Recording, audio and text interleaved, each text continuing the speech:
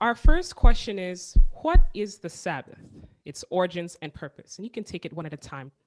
Yes, the Sabbath can be viewed as a principle and as a day. The Sabbath day originated in Eden. The Sabbath principle has always existed. Let me say that again. The Sabbath day, because the Bible says in Genesis 1:5, and the evening and the morning were the first day. So we have days as units of time introduced when God made the heaven, the earth, and the heavens associated with our earth. But the principle of the Sabbath, which is the recognition of who God is and the sense of dependence upon Him, that has always existed.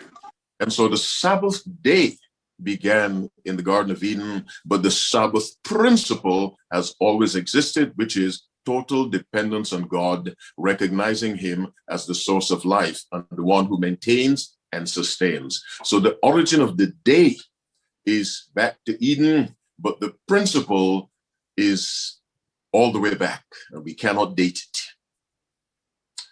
That's the answer to question one. The Sabbath is a day of worship when you do no work, according to the fourth commandment.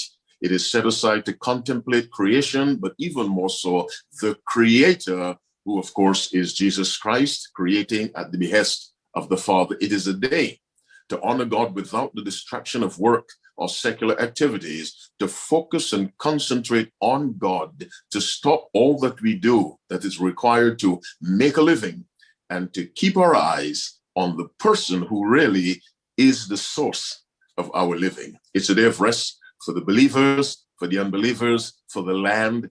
There's a Sabbath for the land once every 50 years, or once every 7 years. And there's also a rest from debt. So the Sabbath has several levels: agricultural, personal, spiritual. At every level, there's the concept of rest. But we're dealing with the weekly rest, which is the seventh day. Again, the day goes back to Eden, but the principle goes way back into eternity that we cannot even imagine. So that's the answer to question one.